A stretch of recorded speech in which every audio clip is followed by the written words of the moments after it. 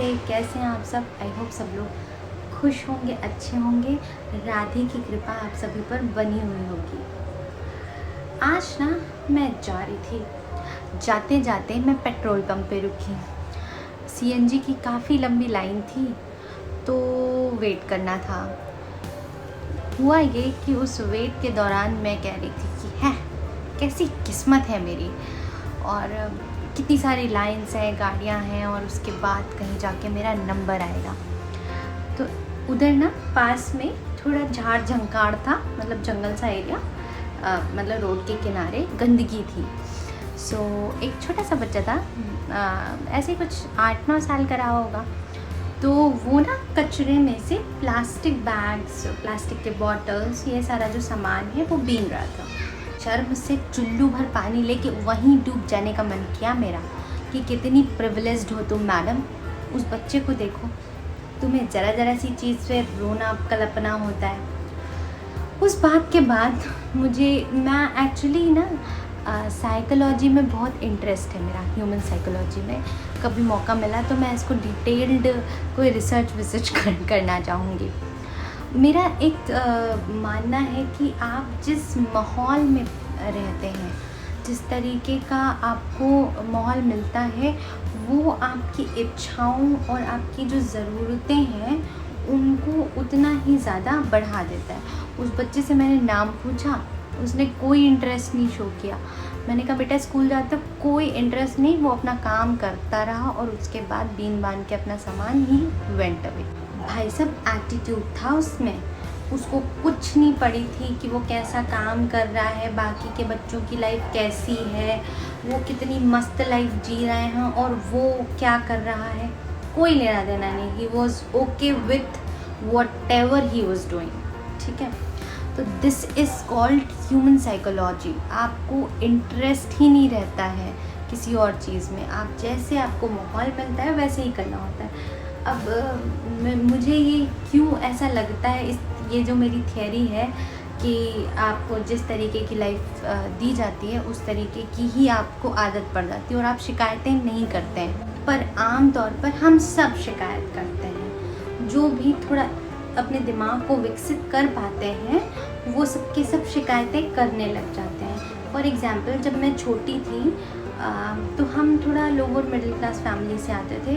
Lower का भी एक वो होता है स्टैंडर्ड, हमारा कोई नहीं स्टैंडर्ड था।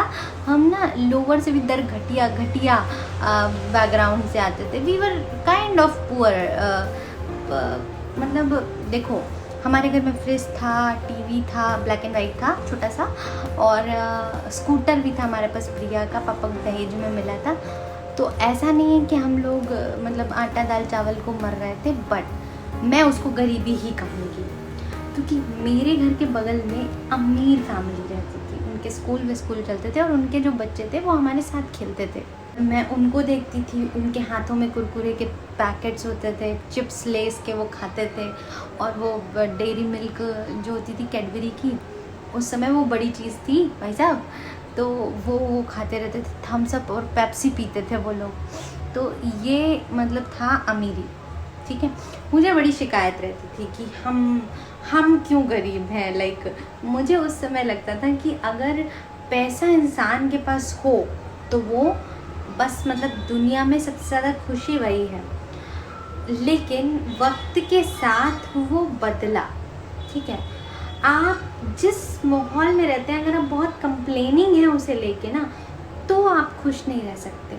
अगर आप उसके साथ एडजस्टिंग हैं, आपको लगता है जो आपके पास है सफिशिएंट है, तो ही आप खुश रह सकते हैं। अदरवाइज़ आपको कितना भी मिलता जाए, ना भी आप अमीर होते जाएं, आपको कैडबरी भी मिले, आपको थम्स अप भी मिले, लेकिन आप खुश नहीं रह पाएंगे। उस समय पापा के पास प्रिया स्कूटर थी।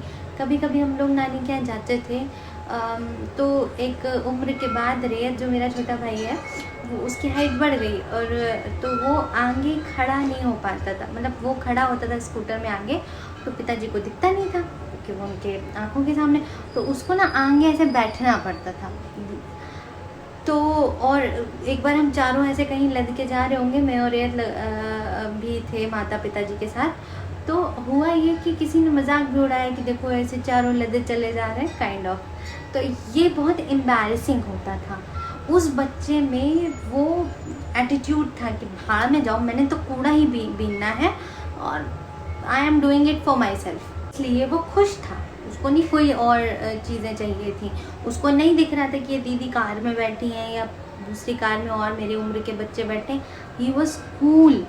पर हम जैसे अखंड बेवकूफ़ लोग जो होते हैं, जो एक ऐसे सोसाइटी में रहते हैं जहाँ अगल बगल थोड़ा उनसे रेस किए हुए स्टैंडर्ड के लोग रहते हैं, जिनके पास थोड़ा पैसा होता है, स्टैंडर्ड नहीं पैसा होता है, तो उनकी ज़रूरतें ज़्यादा हाई फाई होती हैं और वो उसको पूरा भी कर पाते हैं। तो हम जैसे लोग जो होते हैं ना, जो नीचे तबके के होते हैं, वो थोड़ा सा ख्वाहिश करने लगते हैं कि हाय काश ये मेरा होता।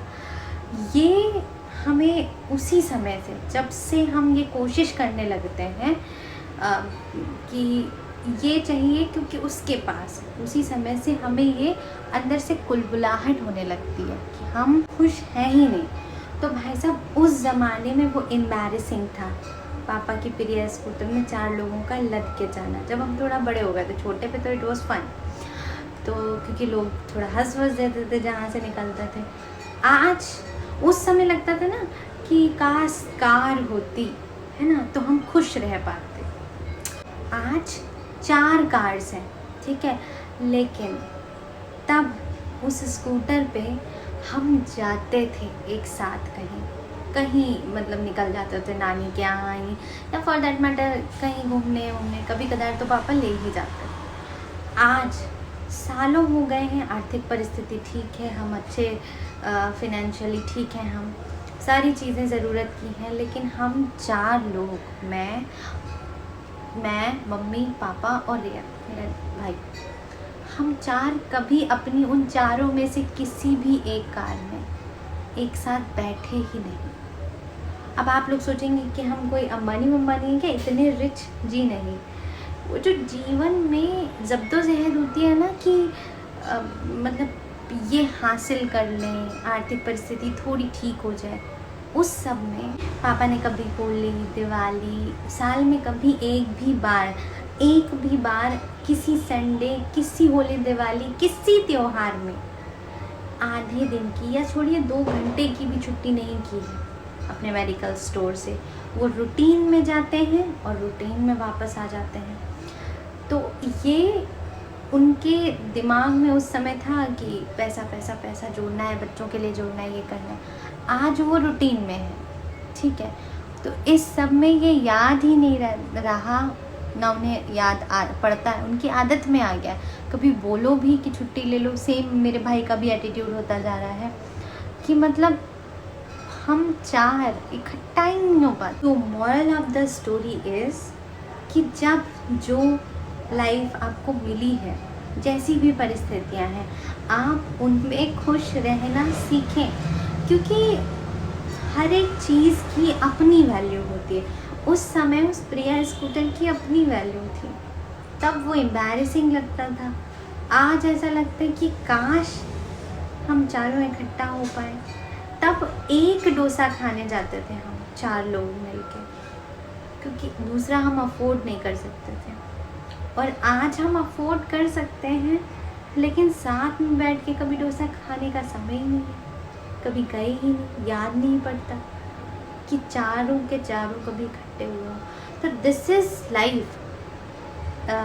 बस इतना समझ लीजिए कि जो जिस पल में है उसे बटोरिए, समेटिए और खुश रहिए। राधे राधे। और मेरा ज्ञान ज्ञान नहीं, मेरी बातें अगर अच्छी लगती है ना तो प्लीज़ शेयर करिए अपने दोस्तों के साथ, अपनी फैमिली के साथ। Do subscribe to my channel. Thank you, bye bye.